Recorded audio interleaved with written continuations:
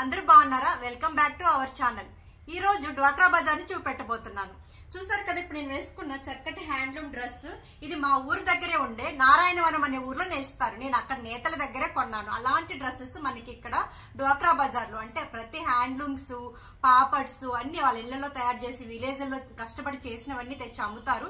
So వాళ్ళని మనం ప్రోత్సహించాలి, అక్కడే కొనాలి. సో మన వైజాగ్ లో ప్రజెంట్ డ్వాక్రా బజారు ఉంది. ఎక్కడ అంటే మన జిఆర్టీ పక్కన రామ్నగర్ లో. సో ఈ మంత్ 28th వరకు కూడా ఉంటుంది. సో వెళ్ళిపోదాం పదండి బజార్కి. ఈరోజు అయితే డ్వాక్రా బజార్కి వచ్చేసాను. మన రామ్నగర్లో జిఆర్టీ అండ్ మేఘాలయ హోటల్కి ముందే వస్తుంది. సో ఇక్కడ చూసారు కదా, ఇంటి అలంకరణ కావచ్చు, ఇంటికి కావాల్సిన అన్ని నీడ్స్ మనకి దొరుకుతాయి.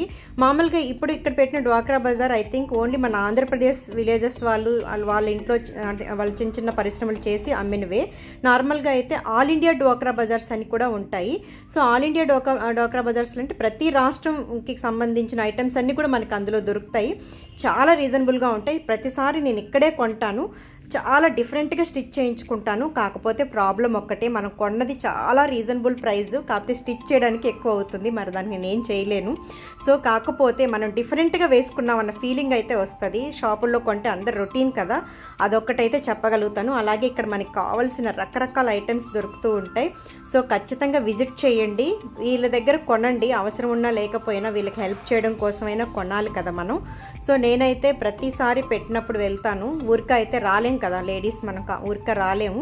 అనవసరంగా షాపింగ్ చేసే ప్లేసెస్ కొద్ది తగ్గించుకొని ఇక్కడ చేయడం చాలా బెటరు. నేను స్టిచ్ చేసుకున్న కొన్ని డ్రెస్సెస్ కూడా ఫొటోస్ పెట్టాను. సో మీరు కూడా షాపింగ్ చేయండి. Thank you friends.